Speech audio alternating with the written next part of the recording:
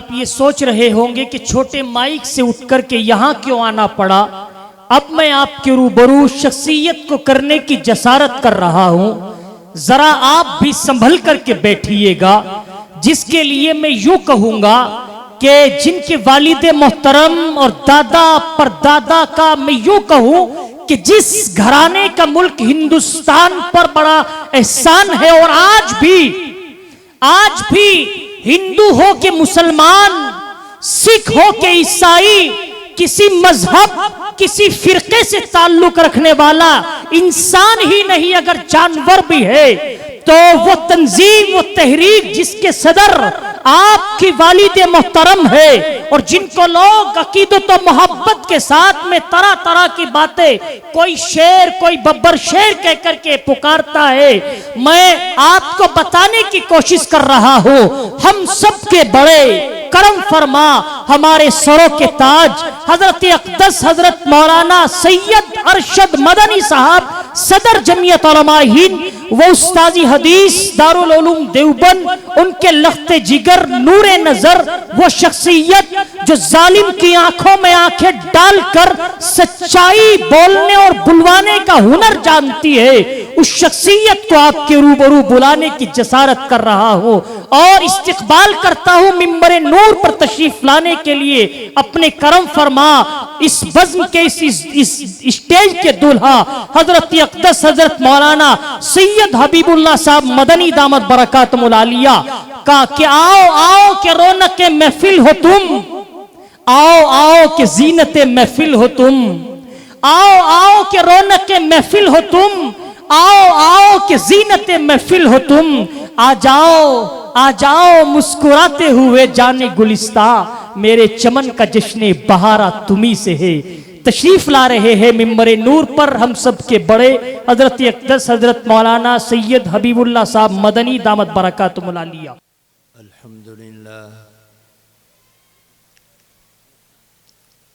الحمد لله نحمده ونستعينه ونستغفره ونؤمن به ونتوكل عليه ونعوذ بالله من شرور أنفسنا ومن سيئات أعمالنا من يهده الله فلا مضل له ومن يضلله فلا هادي له ونشهد أن لا إله إلا الله وحده لا شريك له ونشهد أن سيدنا وسندنا وحبيبنا ومولانا محمدا عبده ورسوله صلى الله تعالى عليه وعلى آله وأصحابه وبارك وسلم تسليما كثيرا كثيرا أما بعد فأعوذ بالله من الشيطان الرجيم بسم الله الرحمن الرحيم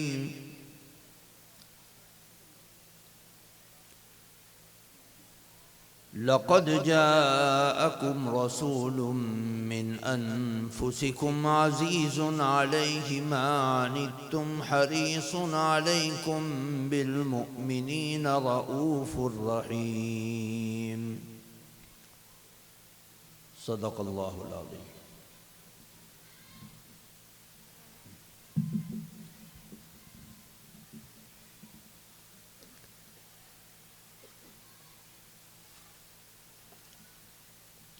حضرات علماء اعظام اور آج کے گاؤں کے فکر مند نوجوانوں کی کوشش و کاوش کے نتیجے میں یہ سجنے والا پروگرام جس کی دعوت پر سبھی حضرات جمع ہوئے ہیں، اللہ تعالیٰ اس جمع ہونے کو ہم سب کے لیے آخرت میں عزت، کامیابی، کامرانی کا ذریعہ اور سبب بنائے۔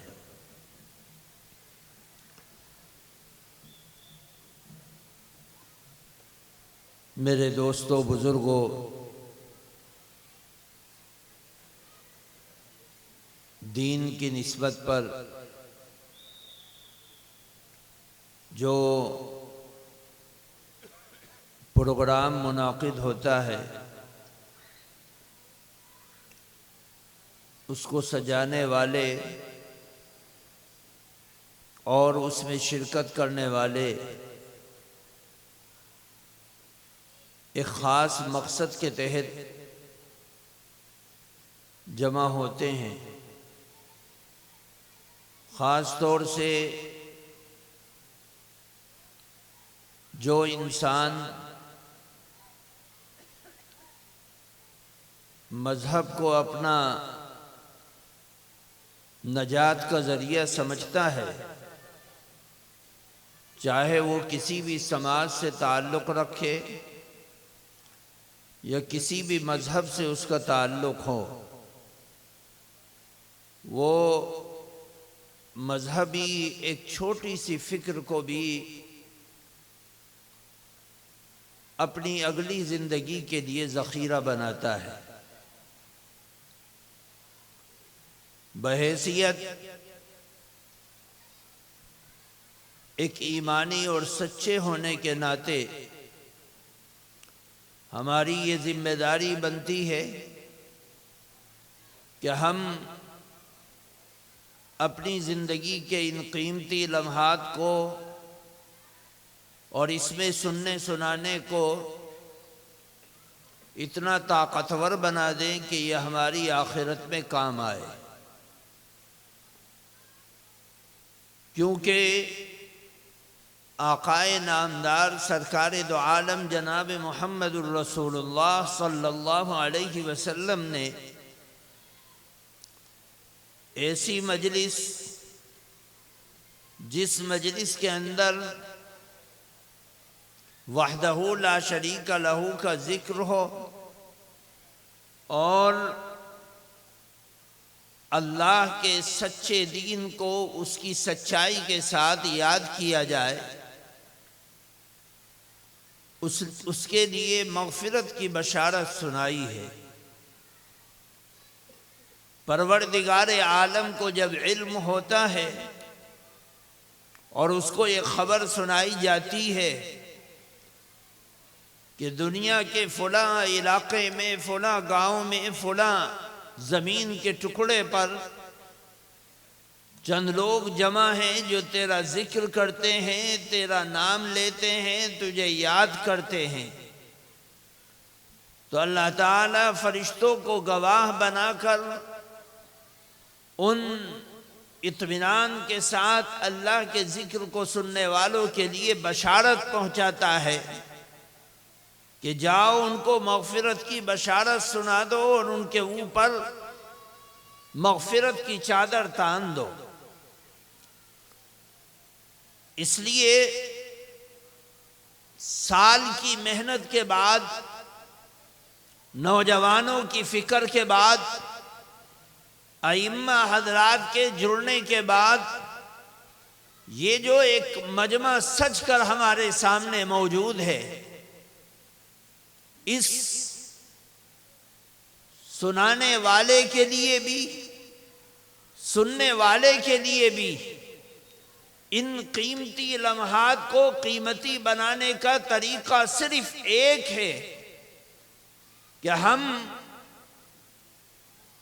سنائی ہوئی باتوں کو اپنے دل و دماغ سے، عمل کی نیت سے سنیں تاکہ ہماری زندگی میں تبدیلی آئے۔ کیونکہ جس عظیم ہستی کے نام پر، اس کی سیرت کو، کردار کو، معاملات کو، سچائی، امانت و دیانت کو ہم یہاں ذکر کرنے جا رہے اور سننے جا رہے، وہ عظیم ذات اقدس ایسی ہے کہ اس کے پاس مال و دولت نہیں تھی، اس کے پاس عظیم فیکٹری اور کارخانے نہیں تھے، اس کی زندگی کا کمایا ہوا اثاثہ اور مال اس کے بچوں میں تقسیم نہیں ہوا، صرف اس کی ایک میراث اور وراثت تھی، جس وراثت کو کہا گیا کہ عضو علیہا بالنواجذ، اپنے جبڑوں سے اس کو مضبوطی سے تھام لو، چھوٹ نہ پائے۔ نبی کریم صلی اللہ علیہ وسلم کی سیرت اور آپ کی زندگی کا وہ بالکل صاف ستھرا چہرہ، جو ماں کے پیٹ سے لے کر قبر کے پیٹ تک صحابہ کے ذریعے سے، قرآن کی آیتوں کے ذریعے سے، اپنے اور پرایوں نے اپنی زبان کے ذریعے سے نبی کریم صلی اللہ علیہ وسلم کا کردار، آپ کی خوبصورت زندگی، آپ کے معاملات، آپ کی زبان سے نکلنے والے الفاظ کی سچائی جب بیان کرنے والا بیان کرتا ہے تو آخر میں ایسا لفظ کہتا ہے کہ ہم نے اپنی زندگی میں ایسی ذات، ایسا انسان نہیں دیکھا۔ نبی کریم صلی اللہ علیہ وسلم کے پاس دنیا کی ظاہری چیزیں نہیں تھیں، آپ کے پاس دنیا کے ظاہری اسباب کو آپ سے جدا کر دیا گیا تھا۔ آپ کی زندگی اس دنیا میں آپ نے آنکھیں کھول کر کسی کو نہیں دیکھا، زبان سے آپ کی آواز نہیں نکلی، آپ کے چہرے کو دنیا نے نہیں دیکھا، اللہ نے باپ کے محبت کے سائے کو آپ سے جدا کر دیا۔ پھر آپ اور آگے بڑھے، 6 سال کے بعد ماں کے سائے کو اور ممتا کو چھین لیا، پھر دادا چلے گئے، چاچا چلے گئے، خاندان جدا ہو گیا، سب کو چھوڑ چھاڑ کر آپ مدینہ طیبہ کی طرف نکل گئے۔ آپ کے لیے زندگی کو تنگ کر دیا گیا۔ آپ کے پاس ایک اثاثہ تھا جس کو دنیا کے مالداروں نے، حسب نسب والوں نے، سمجھدار لوگوں نے، آقا اور غلاموں نے، مالداروں اور غریبوں نے، کسانوں اور مزدوروں نے، مردوں اور عورتوں نے، بچوں اور بوڑھوں نے اس کو ایکسپٹ کیا اور قبول کیا، اور ان کے دل و دماغ میں وہ بات بیٹھ گئی کہ یہ ذات اقدس جس کا نام نامی اسم گرامی محمد بن عبداللہ ہے، یہ ہماری زندگی میں نجات کا ذریعہ ہے۔ ان کی تعلیمات ایسی ہیں جن کو ایکسپٹ کیا جائے، قبول کیا جائے۔ بڑے بڑے سمجھدار آئے، لوگوں نے چلا دیا کہ جادوگر ہیں، دنیا کے خطوں سے بڑے بڑے جادوگر آئے اور انہوں نے کہا کہ ایک کرتب کے ذریعے سے محمد کے جادو کو مات دے دیں گے۔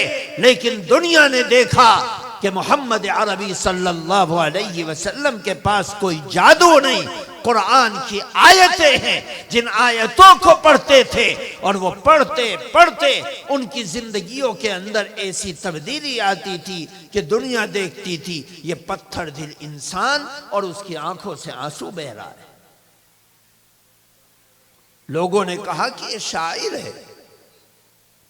بڑے بڑے شعراء آئے اور انہوں نے اپنے کلام کو پیش کیا فصاحت کے ساتھ، بلاغت کے ساتھ، دانائی کے ساتھ، علم کے ساتھ، قافیے سے قافیے ملائے، لیکن محمد عربی صلی اللہ علیہ وسلم نے قرآن کی چند آیتیں پڑھی، ان آیتوں کا اثر یہ ہوا کہ ان کے خاندان ایمان کی سچائی میں داخل ہو گئے، اور اللہ کا قرآن ان ھذا القرآن یہدی للتی ہی اقوم بن کر دنیا کے سامنے کھڑا ہو گیا۔ نبی کے پاس کچھ نہیں تھا، وہ تو غریب آدمی تھے،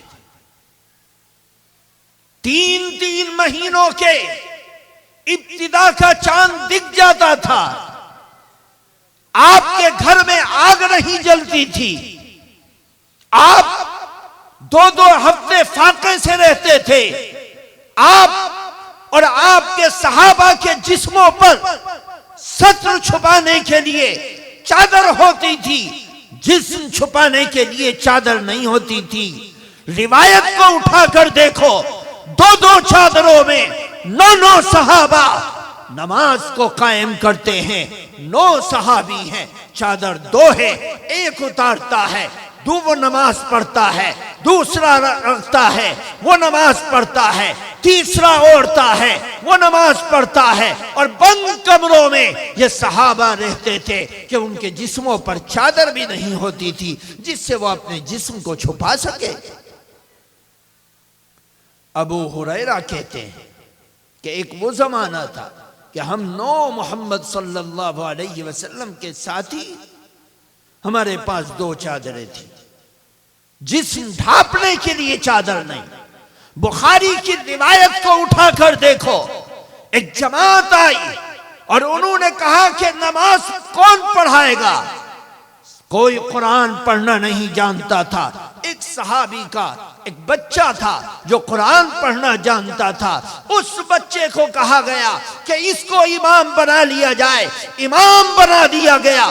بخاری روایت کرتے ہیں نبی کی حدیث کو کہ جب وہ بچہ سجدے میں جاتا تھا اس کے پاس اتنا کپڑا نہیں تھا کہ اس کا جسم چھپ جائے، وہ سجدہ کرتا تھا امامت کی حالت میں، اس کا پیچھے کا حصہ کھل جاتا تھا۔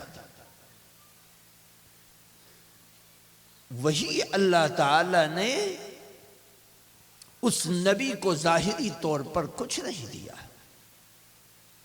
ان سے کہا گیا فکر و فاقے میں ہیں آپ کے صحابہ خندق کھودتے ہیں، آپ کے صحابہ کے پیروں میں چپل نہیں ہیں، آپ بھوک کی شدت کی وجہ سے ایک ایک نوالے کو ترس رہے۔ اے محمد، اللہ نے آپ کو سلام بھیجا ہے اور یہ کہا ہے کہ اگر آپ چاہیں تو احد پہاڑ کو سونے کا بنا دیا جائے، آپ اور آپ کے صحابہ اس میں سے نوچے اور چھینے اور لیں، اور اس کو لینے کے بعد اپنی زندگی کو قیمتی بنا کر اس دنیا میں زندگی گزارے۔ ان کے پاس آفر آئے، انہوں نے کبھی بھی اس چیز کو قبول نہیں کیا۔ گھر کا عالم، کوئی صحابی مہمان آ گیا، اللہ کے نبی نے اپنی ازواج کے گھروں میں بھیجا کہ جاؤ حفصہ کے پاس جاؤ، کچھ ہو کھانے کو لے آؤ، مہمان آیا ہے، بھوکا ہے، پیاسا ہے۔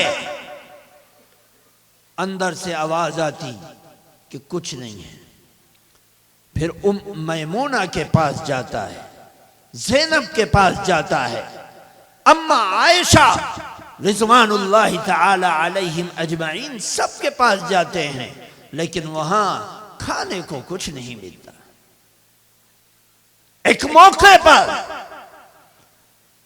غنیمت کے مال کو تقسیم کیا گیا، صحابہ کی عورتیں، مائیں، نوجوان بیٹے، بوڑھے صحابہ، مزدوری کرنے والے جن کی کمر کی ہڈیاں سکڑ چکی تھیں اور وہ کبڑے ہو گئے تھے، انہوں نے نبی پاک صلی اللہ علیہ وسلم کے سامنے کھڑے ہو گئے۔ کوئی کہتا ہے یا رسول اللہ مجھے ایک غلام مزدور کی ضرورت ہے، میں بوڑھا ہو گیا، اپاہج ہو گیا، اندھا ہو گیا، معذور ہو گیا۔ کوئی عورت آتی ہے بکری لے جاتی ہے، کوئی نوجوان آتا ہے چادر لے جاتا ہے، کوئی بوڑھا آتا ہے غلام لے جاتا ہے، کوئی مسافر آتا ہے سواری لے جاتا ہے، سب مانگ مانگ کر لے جا رہے۔ حضرت علی نے دیکھا کہ آج تو مال تقسیم ہو رہا ہے، دوڑ کر گھر گئے اور اپنی بیوی اللہ کے نبی کی چہیتی بیٹی فاطمہ کو راضی کیا کہ جاؤ مانگ لو، آج دریائے رحمت جوش میں ہے، جاؤ مانگ لو، تم گھر کے کاموں میں مشقت میں رہتی ہو، جاؤ اپنے باپ سے جا کر کچھ لے لو کہ ایک باندی دے دیں جو گھر کے کام کاج کے اندر ہاتھ بٹھائے۔ آئیں سر جھکا کے کھڑی ہو گئیں، بیٹی کیوں آئی؟ عرض کیا یا رسول اللہ ابا جان آپ سب کو غلام اور باندیے دے رہے، سواری اور اناج دے رہے، چادریں اور لباس دے رہے، اے ابا جان میرے ہاتھوں کو دیکھیے، میرے کام کاج کو دیکھیے، میں چاہتی ہوں کہ آپ مجھے بھی ایک مددگار دے دیں تاکہ وہ میرے کاموں میں ہاتھ بٹھائے۔ اللہ کے نبی صلی اللہ علیہ وسلم کی نگاہیں جھک گئی، فرمایا اے فاطمہ یہاں چاہتی ہو یا آخرت میں؟ یہاں چاہتی ہو یا آخرت میں؟ فرمایا آخرت میں چاہیے۔ اماں سمجھ گئی کہ میرے باپ اس بات کے لیے راضی نہیں کہ مال غنیمت کا کچھ حصہ میری بیٹی کے گھر میں جائے، بس سمجھ گئی۔ فرمایا بیٹی اگر کام کاج کی مشقت تیرے کاندھوں پر زیادہ ہو اور اس کے بوجھ کے تلے تو دبنے لگے تو سن، صبح کو سبحان اللہ 33 مرتبہ، الحمدللہ 33 مرتبہ، اللہ اکبر 34 مرتبہ پڑھ، شام تک کا کام اللہ آسان کر دے گا۔ اس نام نامی کی برکت سے شام کو پڑھے گی، صبح تک کا کام آسان ہو جائے گا۔ اسی لیے امت کے علماء نے اس تسبیح کا نام رکھا تسبیح فاطمی۔ آج امت اس پر عمل کرتی ہے۔ جب آپ خیبر سے فارغ ہو کے آئے تو ہزاروں بکریاں، ہزاروں مال و غنیمت اور سواریاں آپ کو ملی۔ آپ ایک مقام پر بیٹھ گئے اور صحابہ کو بلایا کہ آؤ۔ آپ نے مہاجر صحابہ کو بانٹنا شروع کیا، ابو بکر، عمر، عثمان، علی، زبیر، طلحہ، سعد، سعید، لو ابو ہریرہ، مہاجر صحابہ کو بانٹ رہے، انصار دیکھ رہے۔ منافقین نے انصاریوں سے کہا دیکھا محنت تمہاری محمد صلی اللہ علیہ وسلم اپنے ساتھی مہاجروں کو دے رہے اور انصاریوں کو نہیں دے رہے۔ انتشار پھیلایا، نبی کی دشمنی میں بات سچے مسلمانوں کے دل میں آیا، ہاں یہ بات ہو تو رہی، دکھ رہی، کوئی انصاری کو نہیں مل رہا۔ جب یہ خسر پسر اللہ کے نبی صلی اللہ علیہ وسلم کے کانوں میں پہنچی، تاریخ اسلام کا مورخ لکھتا ہے اللہ کے نبی نے انصار کے ذمہ داروں کو بلایا، کہا اکٹھا کرو، سب کو اکٹھا کیا گیا اور آپ نے ایک اونچی چٹان پر چڑھ کر اعلان کیا کہ اے انصار صحابہ سنو، تم یہ چاہتے ہو کہ تمہیں مال ملے یا اللہ کا نبی ملے. مال لوگے تو اللہ کا نبی نہیں ملے گا. اگر تم اللہ کے نبی کو چاہتے ہو مال کو کنارے رکھ دو. جب یہ الفاظ اللہ کے نبی کے زبان اقدس سے نکلے تو تاریخ اسلام کا مورخ لکھتا ہے صحابہ کی داڑھیں لگ گئی, زور زور سے رونے لگے اور کہنے لگے یا رسول اللہ, ہم نے اس دنیا کے اوپر نبی کو اپنا لیا ہے. ہمارا آپ سے معاہدہ یہ تھا کہ اے اللہ کے پیغمبر, ہم آپ کا ساتھ دیں گے, آپ کے صحابہ کا ساتھ دیں گے, مہاجرین کا ساتھ دیں گے, ہم آپ کے ساتھ رہیں گے, آپ کے اشاروں پر اپنی گردنیں کٹوا دیں گے. اے اللہ کے پیغمبر, آپ ہمیں چھوڑ کر نہ جائیے گا. فرمایا میں وعدہ کرتا ہوں کہ میں تمہیں مل گیا, اب میں قیامت کے بعد تک بھی تمہیں چھوڑ کر نہیں جاؤں گا. اللہ کے نبی نے وعدہ نبھایا. فرمایا یہ مہاجرین جو اپنے بچوں کو, بہنوں کو, بھائیوں کو, خاندان کو, پریوار کو, مکان کو, جائیداد کو, کاروبار کو, سب کچھ کو چھوڑ کر آ گئے, یہ پریشان حال ہیں, ان کی مدد کرنا اس وقت ہمارے لیے ضروری ہے. تمہارا تو گھر بھی موجود ہے, خاندان بھی موجود ہے, اور ساتھ ساتھ سب سے بڑی چیز تمہیں اللہ کا پیغمبر مل گیا ہے جو مرنے کے بعد تک بھی تمہارے درمیان میں رہے گا. میرے دوستو, اللہ کے نبی کے پاس کچھ نہیں تھا, ایک چیز تھی جس کو کہا گیا کہ میرے اعمال کو دیکھتے جاؤ, کرتے جاؤ, دیکھتے جاؤ, کرتے جاؤ, دیکھتے جاؤ, کرتے جاؤ. کہیں کہا گیا قُلْ إِن كُنْتُمْ تُحِبُّونَ اللَّهَ فَاتَّبِعُونِي, اے نبی آپ کہہ دیجئے کہ اگر اللہ کو تم پسند کرتے ہو, اللہ سے تم محبت کرتے ہو, تو اس محبت کا تقاضا یہ ہے کہ جس سے تم محبت کر رہے اسی کا پیغمبر, اسی کا پیغمبر, اسی کا رسول, اسی کا نبی, اسی کا نقیب, اسی کا مبلغ بنا کر میں بھیجا گیا ہوں. اے لوگوں, تم میری اتباع کرو. اس اتباع کا سب سے بڑا فائدہ یہ ہوگا کہ اللہ بھی تمہیں پسند کر لے گا. اور دنیا نے دیکھا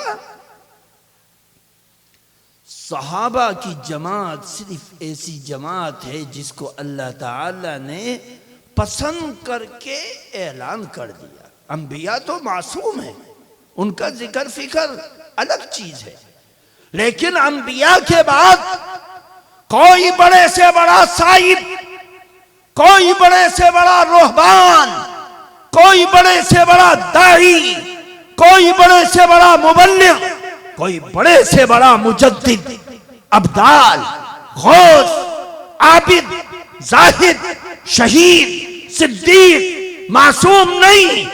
گناہ ہو سکتا ہے اور گناہ کر سکتا ہے, گناہ ہوا بھی ہے اور گناہ کیا بھی ہے. اللہ توبہ کی توفیق دیتا ہے, لیکن صحابہ کی جماعت ایسی ہے. قرآن نے متفرق جگہوں میں اللہ نے اعلان کر دیا, اے محمد تمہارے ساتھی رضی اللہ عنہم ورضوا عنہ, اللہ ان سے راضی ہو گیا اور وہ اللہ سے راضی ہو گئے. والسابقون الاولون من المہاجرین والانصار والذین اتبعوہم بإحسان رضی اللہ عنہم ورضوا عنہ. اللہ نے اعلان کر دیا, نہ کسی غوث, قطب, ابدال, شہید, صالح, قیامت تک کوئی نہیں آ سکتا ایسا جس کے لیے اتنا واضح اللہ کی طرف سے اعلان ہو کہ انہوں نے محمد کی اتباع کی. اس اتباع کے نتیجے میں محمد کی اتباع اللہ کی محبت میں کی, اور اللہ کی محبت کی وجہ سے محمد صلی اللہ علیہ وسلم کو سچا مانا، سچا جانا، ان کی دعوت پر، تبلیغ پر، تعلیم پر، تذکیر پر، تزکیے پر اور معرفت خداوندی پر لبیک کہا۔ اس لبیک کے نتیجے میں یہ ہوا کہ اللہ نے ان کو پسند کر لیا۔ محمد الرسول اللہ والذین معہ اشداء علی الکفار رحماء بینہم، کہیں کہا گیا وَاعْلَمُوا أَنَّ فِيكُمْ رَسُولُ اللَّهِ لَوْ يُطِيعُكُمْ فِي كَثِيرٍ مِّنَ الْأَمْرِ لَعَنِتُّمْ وَلَكِنَّ اللَّهَ حَبَّبَ إِلَيْكُمُ الْإِيمَانَ، کہیں کہا گیا فَإِنْ آمَنُوا بِمِثْلِ مَا آمَنْتُمْ بِهِ فَقَدِ اهْتَدَوْا، اللہ نے ان صحابہ کو ہمارے ایمان کا معیار، اعمال کا معیار، تہذیب کا معیار، ثقافت کا معیار، معاملات کا معیار، یہاں تک کہ ان صحابہ کو ہماری جنت میں داخلے کا بھی معیار بنا دیا۔ آؤ، ایمان سے بڑھ کر کیا ہوگا؟ اگر تمہارا ایمان صحابہ کے ایمان سے میل کھاتا ہے تو تم ہدایت پر ہو، ورنہ دنیا کی کوئی طاقت تمہاری ہدایت کو ثابت نہیں کر سکتی۔ اصل چیز کیا؟ پورا لب لباب اور نچوڑ اس بات کا ہے، کوئی چھاتی پیٹ کر کہے، کوئی اچھل کر کود کر کہے، کوئی مائک میں چیخ کر کہے، کوئی سڑکوں پر چل کر کہے، کوئی کتاب پڑھ کر کہے، نعرے لگا کر کہے کہ میں اللہ کے نبی کا عاشق ہوں، اس کے کہنا اگر عمل کے خلاف ہے تو خدا کی قسم اس کا یہ دعویٰ جھوٹا ہے، وہ اپنے دعوے میں جھوٹا ہے کہ میں عاشق رسول ہوں۔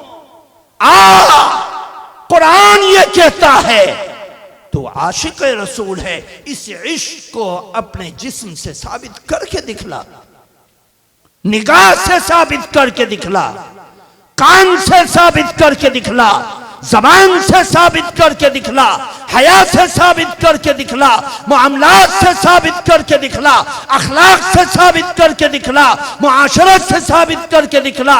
اگر تو ثابت کرے گا تو تو سچا ہے، اگر ثابت نہ کر سکے تجھ سے بڑا کائنات میں جھوٹا کوئی نہیں ہے۔ تیری محبت کیسی ہے؟ اللہ کے نبی کا امت کے اوپر سب سے بڑا احسان یہ ہے کہ اللہ کے نبی نے ایک ایک عمل کر کے دکھلایا اور اعلان کر دیا۔ اگر نبی کے عمل کو ہمارے لیے حجت نہ بنایا جاتا تو اللہ قرآن واضح الفاظ میں اتارتا، لیکن قرآن کو ہر مسئلہ واضح کر کے اللہ نے نہیں بتلایا۔ لاؤ قرآن کی آیتوں سے ثابت کرو کہ فجر کی نماز میں 2 رکعت ہے، دنیا کا کوئی عالم ثابت نہیں کر سکتا۔ ظہر کی نماز میں 4 رکعت قرآن سے ثابت کرو، عصر کی نماز کی 4 رکعت قرآن سے ثابت کرو، مغرب کی نماز کی 3 رکعت قرآن سے ثابت کرو، نہیں کر سکتے۔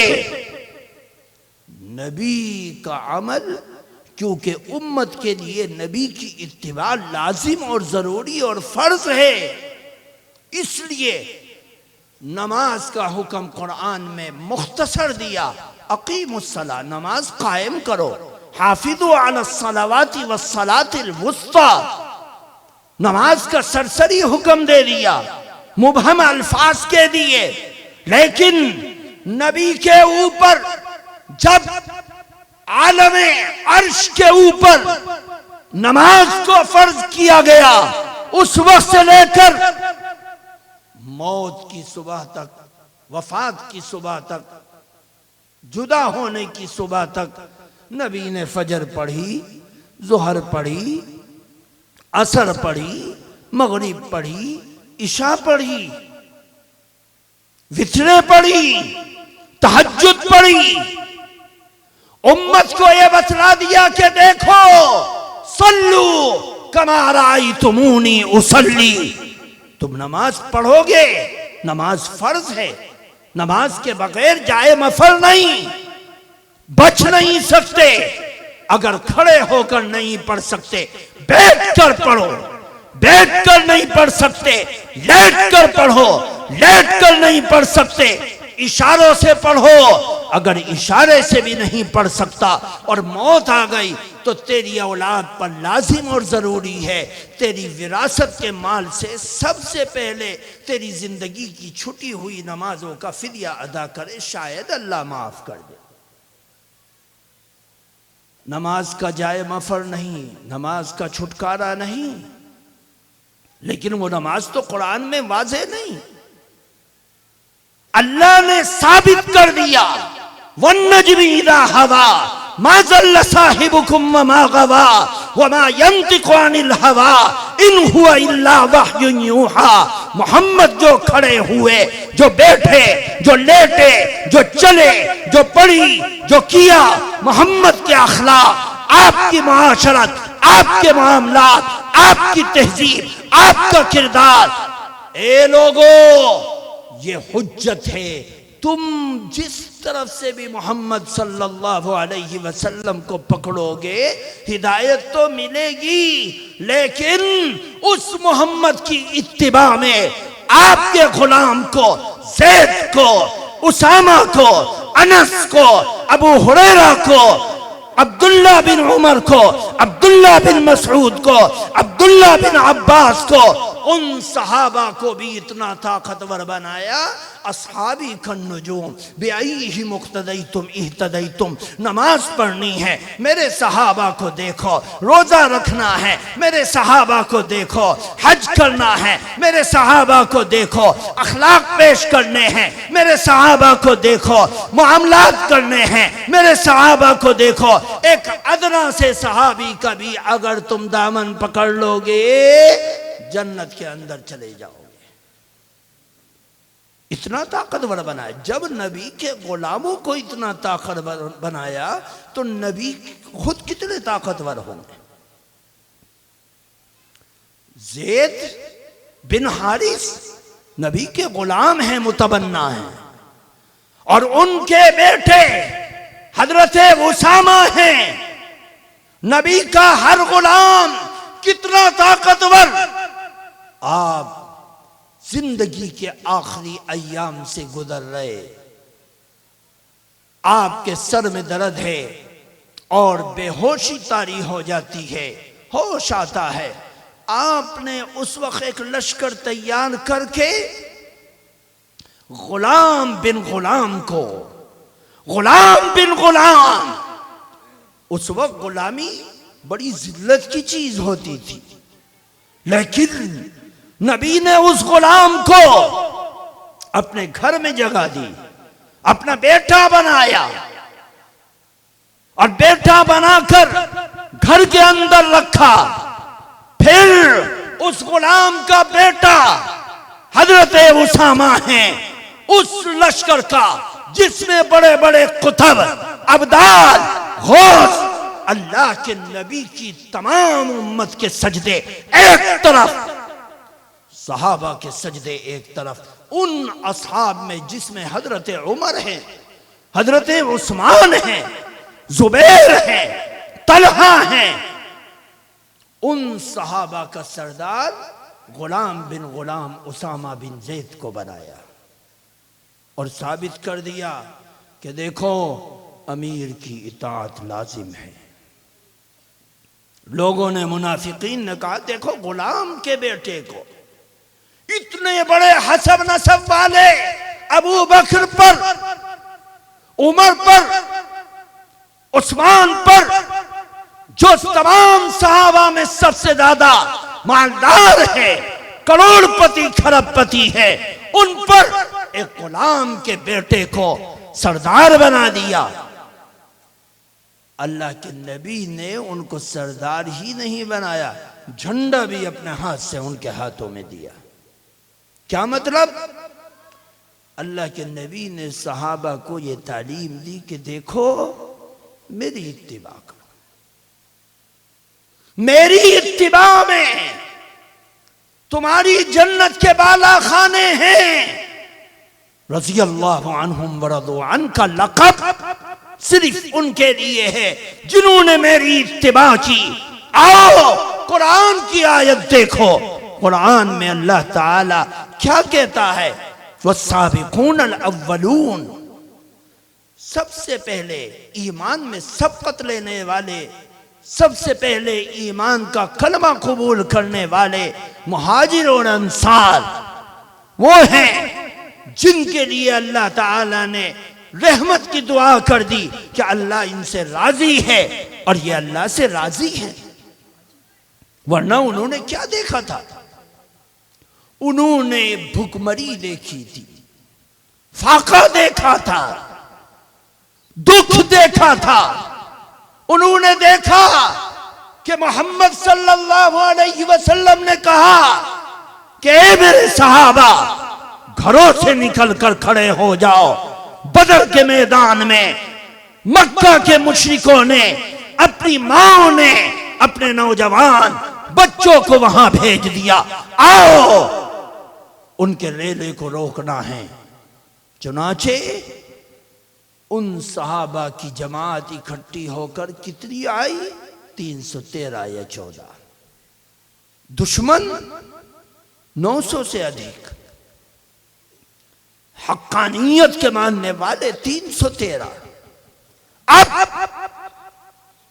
جب دیکھا جائے دنیا کے اسباب کو، 700 چست و چالاک گھوڑے، زرہے، لوہے کی وردی، لوہے کی ٹوپی، سیسا پلائی ہوئی دیوار، ابو جہل اور اس کے حواری سامنے ڈٹ کر کھڑے ہیں۔ ان کا غرور اور گھمنڈ لات و حبل پر ہے، اور یہاں پیروں میں جوتے نہیں، بدن پر کپڑے نہیں، 7 تلواروں کے ذریعے سے مقابلہ ہو رہا ہے، 900 سے ادھک کا، سیسا پلائی ہوئی دیوار کا، صرف 2 گھوڑے ہیں۔ بس اللہ کے نبی صلی اللہ علیہ وسلم نے اپنے صحابہ کے انداز کو دیکھا کہ ظاہری اسباب تو کچھ بھی نہیں ان کے پاس، آپ کا خیمہ لگایا گیا، اور اس خیمے کا نام عریس تھا۔ اس میں اللہ کے نبی گئے، حضرت ابو بکر صدیق اس خیمے کی پہرے داری پر کھڑے ہو گئے۔ اللہ کے نبی رات کے اندھیروں میں خیمے کے اندر روتے ہیں۔ حضرت ابو بکر صدیق نے خیمے کی چادر ہٹائی اور دیکھا کون روتا ہے۔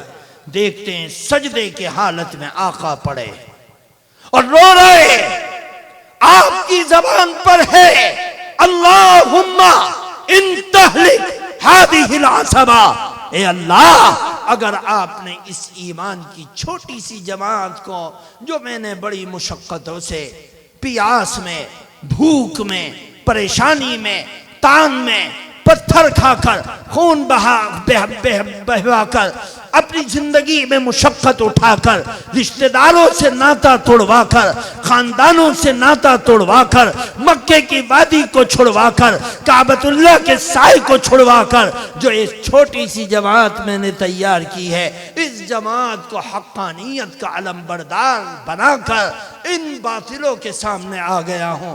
اگر تو چاہتا ہے کہ ایمان اور ایمان والے باقی رہے تو ان کی حفاظت کر، اور اگر تو چاہتا ہے کہ نہ باقی رہے تو ان کو ختم کروا دے۔ اللہ کے نبی صلی اللہ علیہ وسلم تڑپ رہے، صبح اٹھے، صحابہ کی مخصوص جماعت کو لے کر گئے، فرمایا اللہ نے مان لیا، ابو جہل یہاں ہوگا، ابو لہب یہاں ہوگا، عتبہ یہاں ہوگا، شیبہ یہاں ہوگا، امیہ کو یہاں غارت کیا جائے گا۔ آپ اعلان کر رہے، نشاندہی کر رہے، صحابہ کے ایک موقع پر چہرے لٹک رہے، تو آپ نے بلایا اے میرے اصحاب کیوں پریشان ہوتے ہو؟ ان قریب ایک زمانہ آئے گا جب اللہ تمہارے ہاتھوں سے روم و فارس کی طاقت کو چکنا چور کرے گا۔ صحابہ نے دیکھا، حضرت امیر المومنین عمر بن خطاب رضی اللہ تعالی عنہ، امیر المومنین خلیفہ ہیں، بیٹھے ہیں، اچانک ایک بوڑھا سامنے سے گزرا، آپ نے دیکھا وہ گزر رہا ہے، آپ بیدار ہو گئے اور ایک قاصد کو بیل بلا بھیجا کہ جا اس بوڑھے کو پکڑ کر لاؤ۔ امیر المومنین وہ مومن نہیں ہے، فرمایا نہیں، بلا کر لاؤ۔ بلا کر لایا گیا، بوڑھے کو سامنے بٹھا دیا گیا اور امیر المومنین عمر بن خطاب نے ایک قاصد بھیجا، بیت المال کے انچارج کے پاس جاؤ اور اس سے کہو کہ سونے کا کنگن ہوگا وہاں پر، اس سونے کے کنگن کو دو۔ وہ انچارج کے پاس گیا، اس نے تلاش کیا، بالآخر وہ مل گیا، وہ سونے کا کنگن لے کر آیا۔ وہ سونے کا کنگن کس کا تھا؟ روم کے بادشاہ، روم کے بادشاہ کا۔ اس سونے کے کنگن کو اس بوڑھے کے سامنے رکھا اور کہا کہ تو مسلمان تو نہیں ہے، لیکن کیا میری آقا کی بات تجھے یاد ہے؟ وہ سونے کا کنگن اس کے ہاتھوں میں دیا۔ بس جب وہ سونے کا کنگن اس کے ہاتھوں میں آیا، وہ داڑے مار کر رونے لگا اور اس نے کہا اے عمر، محمد صلی اللہ علیہ وسلم سچے تھے اور میں ان کی سچائی کا اعتراف کرتا ہوں اور اعلان کرتا ہوں، اشہد ان لا الہ الا اللہ وان محمد رسول اللہ، میں گواہی دیتا ہوں کہ اللہ اکیلا تنہا ہے جو عبادت کے لائق ہے اور محمد صلی اللہ علیہ وسلم اللہ کے رسول ہے۔ واقعہ کیا ہے؟ اللہ کے نبی بیٹھے تھے اور یہ بوڑھا جوان تھا، نبی پاک صلی اللہ علیہ وسلم کے پاس آیا اور کہنے لگا یہ بھی کوئی بات ہے کہ روم کی بادشاہت اور وہاں کا تخت و تاراج تم اپنے ساتھی سے کہتے ہو کہ وہ سب مدینے میں آئے گا؟ کہیں یہ بات ہضم ہونے والی ہے کہ دنیا کی سپر پاور طاقت کو یہ بکریے چرانے والے، اونٹ چرانے والے، فکر و فاقے میں رہنے والے، بھوک اور پیاس میں زندگی گزارنے والے، یہ اس طاقت کو ملیا میٹ کریں گے اور فتح حاصل کریں؟ اللہ کے نبی مسکرائے اور ٹھنڈی سانس لے کر فرمایا کہ ان قریب میرے ساتھی تیرے ہاتھوں میں روم کے بادشاہ کے ہاتھوں کا سونے کا کنگن دیں گے۔ وہ زندہ رہا، حضرت عمر کو بات یاد تھی، وہ کنگن دیا، اس نے اللہ کے نبی کی پیشین گوئی کو دیکھا، اپنے ہاتھوں اپنی آنکھوں سے دیکھا اور دیکھ کر اسلام کا کلمہ پڑھ لیا۔ اصل چیز کیا؟ صحابہ کے پاس کچھ نہیں تھا، صرف ایک چیز تھی، اتباع اتباع اتباع اتباع اتباع۔ اللہ کے نبی نے ایک کام کیا، بس صحابی کو پتا چلا، لبیک یا رسول اللہ، لبیک یا رسول اللہ، اے اللہ کے پیغمبر میں حاضر ہوں، میں حاضر ہوں۔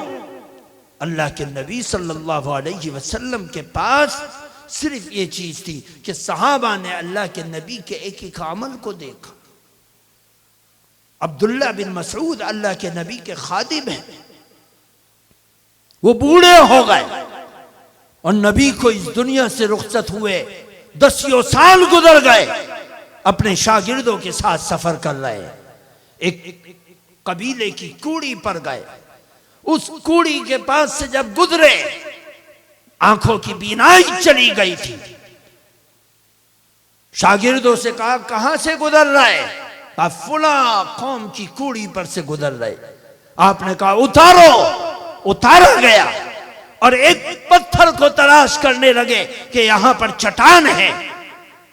صحابہ جو ان کے ساتھ ان کے ساتھی تھے انہوں نے ہاتھ پکڑا، کہا چٹان یہ ہے، وہاں بیٹھ گئے، کہا لاؤ پانی۔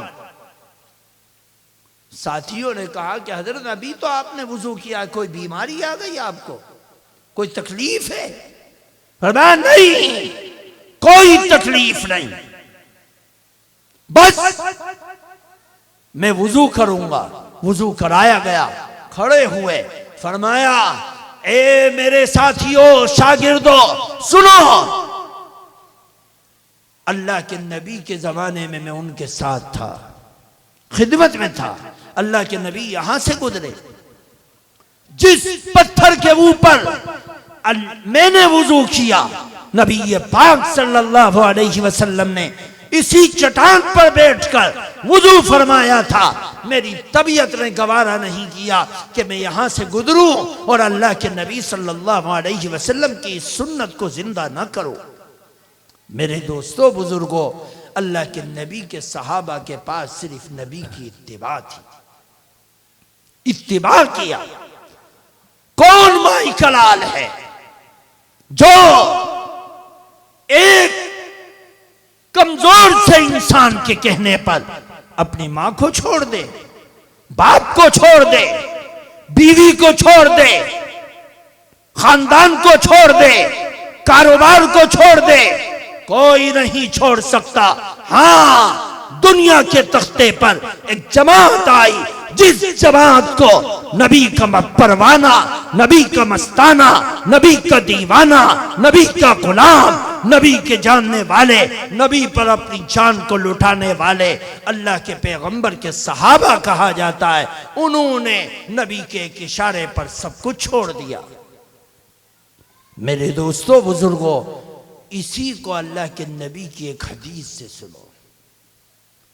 حدیث کا راوی عبد الرحمن اللہ کے پیغمبر کے صحابی ہے، فرماتے ہیں کہ ہم نے اپنی آنکھوں سے دیکھا ایک موقع پر کہ اللہ کے نبی صلی اللہ علیہ وسلم وضو فرما رہے، صحابہ کو آپ سے عشق تھا، آپ وضو فرما رہے، آپ کے چہرے پر پانی پڑ رہا ہے، آپ پانی وضو کا لے رہے، چہرہ دھو رہے، وہ چہرے پر سے پانی پھسلتا ہے اور داڑھیوں کو تر کر کے زمین پر گرنے کے لیے ٹپکتا ہے۔ صحابی آگے بڑھتے ہیں اور ایک صحابی اپنے ہاتھوں میں لیتا ہے، دوسرا ہاتھوں میں لیتا ہے، تیسرا ہاتھوں میں لیتا ہے، چوتھا ہاتھوں میں لیتا ہے، کوئی پیتا ہے، کوئی چہرے پر لگاتا ہے، کوئی سینے پر لگاتا ہے، کوئی سر پر لگاتا ہے، اور اس عقیدت و احترام کو اللہ کے نبی صلی اللہ علیہ وسلم اپنے آنکھوں سے دیکھ رہے۔ نبی پاک صلی اللہ علیہ وسلم نے ان عاشقین سے پوچھا کہ تم ما یحملکم علی ھذا، یہ جو کام کر رہے ہو اس پر تمہیں کس چیز نے ابھارا، کیوں کر رہے ہو؟ صحابہ نے عرض کیا فی حب اللہ ورسولہ، ہمیں اللہ سے محبت ہے اور اے اللہ کے پیغمبر آپ سے محبت ہے، اس محبت میں ہم کر رہے ہیں۔ اگر بات یہیں ختم ہو جاتی تو نبی کا عشق کا دم بھرنے والے، نبی سے محبت کو ظاہر کرنے والے، نبی کے عشق کے نعرے بلند کرنے والے، نبی کی محبت کے گیت گانے والے، خدا کی قسم ان کے لیے ایک دلیل اور حجت ہو جاتی، لیکن اللہ کے نبی نے ان کے اس انداز کو سن کر فرمایا، اگر اللہ کے نبی چاہتے دعا دیتے، لیکن نہیں، قیامت تک کے نبی کے عاشقوں کے لیے سبق دے دیا۔ فرمایا من سرہو، جس کو یہ بات اچھی لگے کہ اللہ اور اس کا رسول بھی اس سے محبت کرنے لگے، اللہ کسی سے محبت کرے، اس کی زندگی بدل جائے گی، اس کے جیون میں انقلاب آ جائے گا، کیونکہ وہ ایسی ذات اقدس حی القیوم ہے جس کی چھتر چھایا کے اندر انسان کیا کائنات کا ذرہ ذرہ ہر لمحے رہتا ہے۔ اللہ کے نبی نے دعا نہیں دی، فرمایا دیکھو تم اپنی زبان سے کہہ رہے کہ اللہ اور اس کے رسول کی محبت میں ہم کر رہے، لیکن اللہ اور اس کا رسول بھی تمہیں پسند کرتا ہے یا نہیں، تمہارے پاس کوئی دلیل نہیں۔ میں اس دلیل کو تمہارے سامنے رکھتا ہوں کہ تم یہ کرو. صرف زبان سے محبت کا دعویٰ محبت نہیں، فریب ہے، دھوکہ ہے اگر زندگی میں نبی کی اتباع نہیں. فرمایا جس کو یہ بات اچھی لگے کہ اللہ اور اس کا رسول بھی اس کو پسند کر لے، اس کو چاہیے کہ وہ 3 کام کرے. ایک کام کا تعلق اپنی زندگی سے ہے، اپنے جسم سے ہے. دوسرے کام کا تعلق اپنے معاملات سے ہے. تیسرے کام کا تعلق اپنی معاشرت سے ہے. فرمایا سب سے پہلے اگر کسی کو یہ بات اچھی لگے کہ اللہ اور اس کا رسول اس کو پسند کر لے، اس کو چاہیے کہ جب زبان سے بولے سچ بولے، جھوٹ نہ بولے. آج موبائل کے آنے سے پہلے تو لوگ جھوٹ بولتے تھے، ذرا سوچتے تھے یار آمنے سامنے کیسے جھوٹ بولوں. اب تو موبائل آ گیا، ہے گاؤں میں بتلائے گا کھیت میں، ہے کھیت میں بتلائے گا شہر میں. اس موبائل کے زمانے میں اللہ کی زمین کو واٹس ایپ کے ذریعے سے، فیس بک کے ذریعے سے، انسٹاگرام کے ذریعے سے آج انسانوں نے اللہ کی زمین کو جھوٹ سے بھر دیا ہے. ایسے ہی فارورڈ کرتے ہیں، نہ ہمیں اس خبر کی تحقیق ہے نہ تصدیق ہے، بس میرے پاس آئی میں نے آگے نقل کر کے بھیج دیا. اس جھوٹ کے نقل کرنے کا وبال کتنا بڑا ہے. اللہ کے نبی سے پوچھو، فرمایا کفا بالمرء کذبا ان یحدث بکل ما سمع. کسی بھی انسان کے لیے کہ جھوٹا ہونے کے لیے یہی کافی ہے کہ وہ سنی سنائی بات کو آگے بڑھائے. اس سے پوچھا جائے کہ جو تو نے بھیجا اس کی دلیل کیا ہے، ثبوت کیا ہے، کہ تو نے اپنی آنکھوں سے دیکھا؟ نہیں، میرے پاس آئی تھی میں نے آگے بھیج دیا. اس اشاعت اور نقل اور فارورڈ کرنے کا وبال آسمان والا رب ڈائریکٹ اس کے سر کے اوپر اتارتا ہے جو اس کو فارورڈ کر رہا ہے، جس کے پاس کوئی پروف نہیں، کوئی پروف نہیں. اور امت کا نوجوان کر رہا ہے. ایک محدث فرماتے ہیں اگر حدیث پاک بھی تمہارے موبائل پر آئے تو بغیر تحقیق کے اس کو آگے مت بھیجو، تحقیق کرو، تلاش کرو،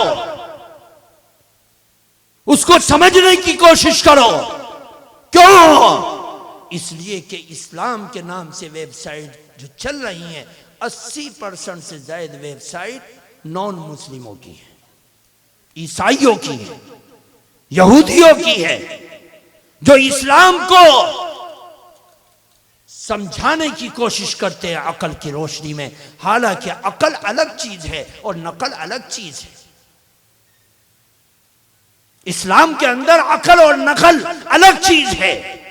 پیشاب میں نے ایک مخصوص عضو سے کیا، باتھ روم دوسرے عضو سے کیا، اور اللہ کیا کہہ رہا ہے؟ چہرہ دھو، ہاتھ دو کوہنیوں تک، پیر دو، سر کا مسح کرو. ارے نہ ہاتھ کا نجاست سے تعلق، نہ چہرے کا نجاست سے تعلق، نہ سر کا نجاست سے تعلق، نہ پیروں کا نجاست سے تعلق. نجاست جہاں لگی ہے وہاں پاک ہو گئی. اب کیوں ہاتھ دھلوایا گیا، چہرہ دھلوایا گیا؟ اللہ کا قرآن کہتا ہے یا ایھا الذین آمنوا اذا قمتم الى الصلاة فاغسلوا وجوہکم وایدیکم الى المرافق وامسحوا برؤوسکم وارجلکم الى الکعبین. نجاست کہیں نکلی اور حکم دھونے کا کہیں اور دیا جا رہا ہے. پتہ چلا کہ عقل کا کھیل ہر جگہ نہیں، نقل کا ہے. شیطان نے کیا کیا؟ اللہ نے کہا اسجد لآدم، آدم کے سامنے سجدہ کر. شیطان نے کہا اچھا، خلقتنی من نار وخلقتہ من طین، اس انسان کو تو نے سڑے ہوئے گارے سے بنایا، اور مجھے آگ کے شعلوں سے بنایا، میں اس سے اعلیٰ ہوں۔ آگ کی خاصیت آسمان کی طرف بڑھنا ہے اور مٹی کی خاصیت خاک میں مل جانا ہے۔ میں اس کمتر انسان کے سامنے سجدہ نہیں کر سکتا۔ اس نے عقل کے گھوڑے دوڑائے، اللہ نے کہا فخرج منہا فإنک رجیم، نکل جا یہاں سے، تو مردود ہو گیا۔ اسلام کے اندر اللہ تعالی نے خاصیت رکھی کہ بات مان کر چلو، اتباع کر کے چلو۔ دنیا کہتی ہے کہ اس حکم کو مانو گے تو یہ ہوگا، یہ ہوگا۔ تم 1448 سال پہلے کی بات کرتے ہو، آؤ دنیا چاند پر پہنچ گئی، تم مسجد کی بات کرتے ہو، مدرسے کی بات کرتے ہو، قرآن کی بات کرتے ہو، ایمان کی بات کرتے ہو۔ 1448 سال پہلے آنے والے نبی کی بات کرتے ہو، ابو بکر کی بات کرتے ہو، عمر کی بات کرتے ہو، عثمان کی بات کرتے ہو، علی کی بات کرتے ہو۔ وہ زمانہ کچھ اور تھا، اب کا زمانہ کچھ اور ہے۔ دنیا چاند پر پہنچ گئی، تم مکہ ہی میں ابھی گھوم رہے ہو، مدینہ ہی میں گھوم رہے ہو۔ اب کیا کرو گے؟ اب میری تمہاری عقل یہ کہتی ہے کہ اس نبی کی تعلیمات کو دیکھو۔ آج ابھی بہار میں ایک قتل ہوا، اور اس قتل کے بعد اس کے پریجن پوتے، آج ہی کے اخبار میں تھا کہ وہ انڈین سرکار سے یہ ریکویسٹ کر رہے ہیں کہ جتنے قاتل ہیں ان کو پھانسی کے پھندوں پر لٹکایا جائے۔ تم آج کہہ رہے، اسلام نے 1448 سال پہلے کہہ دیا، اور دنیا کے سامنے ثابت کیا۔ آج بہت سے اسلامی ملکوں میں جاؤ، ملک کے کونے سے، ایک کونے سے دوسرے کونے تک ایک مہینے کی خبر اٹھا کر دیکھو، ایک بھی قتل نہیں ہوا۔ اور ہمارے ہاں روزانہ 500 سے ادھک اور 1000 کے قریب پہنچ جاتے ہیں روزانہ قتل ہونے والے۔ نہ قاتل کو پتا ہے میں کیوں قتل کر رہا ہوں، نہ مقتول کو پتا ہے مجھے کیوں قتل کیا جا رہا ہے۔ اسلام کی شکشا ایسی کہ نبی نے آ کر اپنے دیوانوں کو یہ اعلان کیا، سب سے بہترین اسلام یہ ہے کہ تم تکلیف دہ چیز کو راستے سے ہٹا دو۔ ارے بھئی تکلیف دہ چیز کو راستے سے ہٹا دو؟ فرمایا ہاں، راستے پر صرف مسلمان نہیں چلتا، غیر مسلمان نہیں چلتا، صرف انسان نہیں چلتا، جانور بھی چلتا ہے۔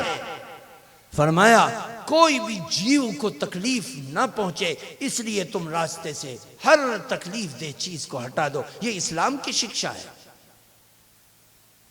یہ اسلام کی تعلیم ہے کہ اسلام نے کہہ دیا خبردار کسی سائے دار درخت کے نیچے پیشاب پاخانہ مت کرنا۔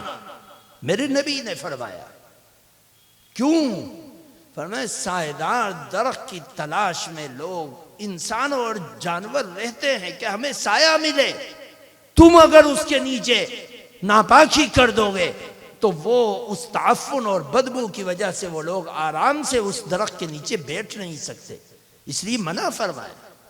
اور اس کا اثر یہ ہے کہ عام طور سے جنات اور بھوت جن کے اوپر سوار ہوتے ہیں، ان کے جرموں میں سے ایک جرم یہ ہوتا ہے کہ وہ کسی درخت کے نیچے جا کر پیشاب کرتے ہیں۔ جنات جو اس درخت کی رکشا میں رہتے ہیں وہ لوگ اس کے سر پر مسلط ہو جاتے ہیں،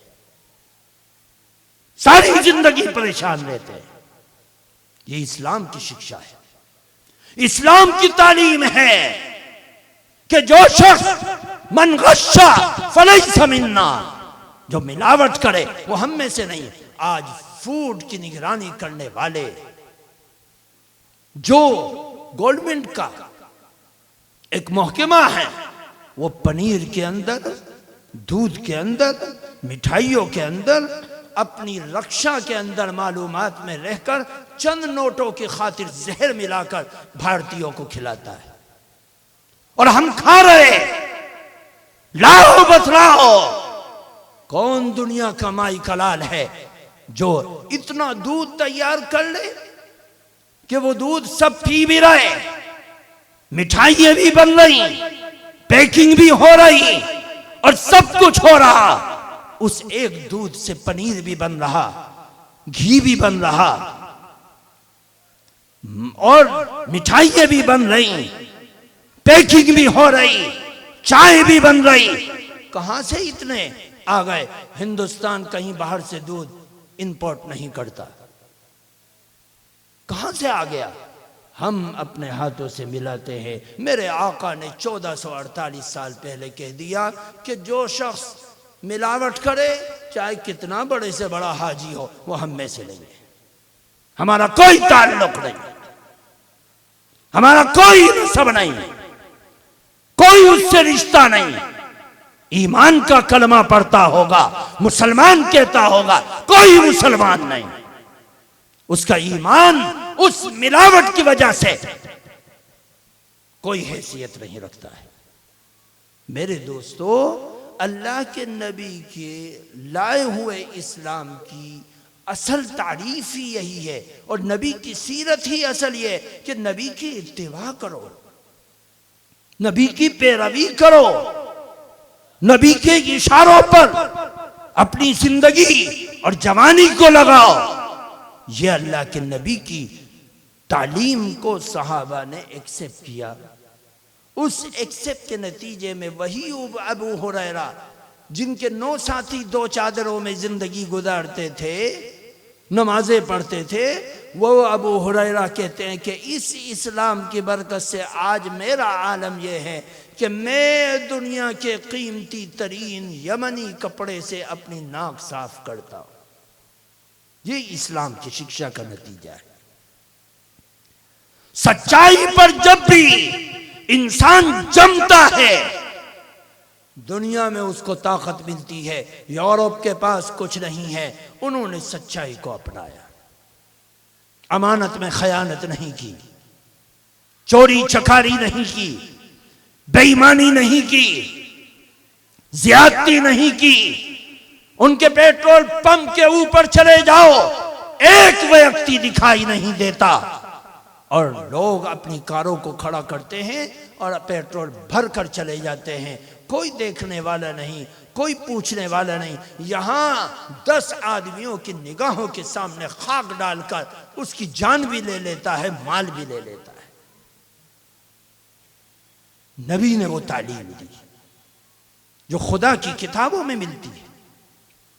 اگر انسان عزت چاہتا ہے، نبی سے محبت کرنے والے عزت چاہتے ہیں، تو آؤ وہ عزت ملے گی کب؟ جب اس عزت کا ہنر بتلانے والے نبی کی اتباع میں، اس کی سنرکشن میں تم آ جاؤ گے. مت مانو اس کو، لیکن اس کی سچائی سے محبت تو کرو. کتنے مؤلف ایسے ہیں جن کا اسلام سے کوئی تعلق نہیں، لیکن نبی کی حیا، نبی کی پاک دامنی، نبی کی غیرت، نبی کی عزت، نبی کی سچائی، نبی کی امانت اور دیانت کا وہ اقرار کرتے ہیں کہ نبی سچ تھے، سچے تھے اور سچائی کی تعلیم دیا کرتے تھے. نبی نے فرمایا جس کو یہ بات اچھی لگے کہ اللہ اور اس کا رسول اس کو پسند کر لے، اس کو سب سے پہلا یہ کام کرنا چاہیے کہ وہ جب بولے سچ بولے. دوسری چیز فرمایا کہ اگر اس کے پاس امانت رکھی جائے تو اس امانت میں خیانت نہ کرے. تیسری چیز وَلْيُحْسِنْ جَوَارَ مَنْ جَاوَرَهُ، اپنے پڑوسیوں کے ساتھ حسن سلوک کرے. ہم لوگ پڑوسیوں کے ساتھ ظلم کرتے ہیں. حضرت عبداللہ بن مسعود، ان کے گھر کے اندر اچھا کھانا بنتا ہے اور ان کے پڑوس میں ایک یہودی رہتا ہے جو مسلمان نہیں ہے. آپ نے فرمایا کہ دسترخوان بچھا دیا، تم نے کھانا لگا دیا، پہلے ہمارے پڑوسی کے ہاں کھانا بھیجو پھر ہم کھائیں گے. یہ اسلام کی تعلیم ہے. اللہ کے نبی نے فرمایا کہ خبردار اپنے گھر کی دیوار کو پڑوسی کی دیوار سے اونچا مت کرنا، کہیں اس کے گھر کی ہوا اور سورج کی روشنی بند نہ ہو جائے۔ یہ میرے نبی کی تعلیم ہے پڑوسیوں کے بارے میں۔ ہم نبی کی تعلیمات کو کچل کر یہ چاہتے ہیں کہ عزت مل جائے۔ عزت نہیں ملا کرتی، عزت نہیں ملا کرتی، ایسے نہیں عزت ملتی۔ عزت تو اس خلاق عالم کی بات کو ماننے میں ہے جو ساری کائنات کا پیدا کرنے والا ہے، اور یہ کائنات اس کی عیال ہے، اس کے گھر کا حصہ ہے۔ اس کی اتباع کرو۔ اس نے پیغمبر بھیجے، نقیب بھیجے، امین بھیجے، رسول بھیجے، اپنے علمبردار بھیجے جو اس کی چاہت کو لے کر آئے۔ نبی کی زندگی اللہ کی چاہت ہے، نبی نے عمل کر کے اللہ کی چاہت کا تعارف کرایا، نبی نے دکھلا کر اللہ کی چاہت کا تعارف کروایا۔ اس نبی کی اتباع کرو جس نبی نے سچائی کے راستے کو تمہیں دکھلایا۔ اللہ تبارک و تعالی ہمیں سمجھنے کی توفیق عطا فرمائے، خیر سے مالا مال فرمائے، شر سے محفوظ فرمائے، دین پر چلنا چلانا آسان فرمائے، بے راہ روی، بد کرداری، بے حیائی، بے غیرتی سے ہم سب کی حفاظت فرمائے۔ سبحان اللہ و بحمدہ۔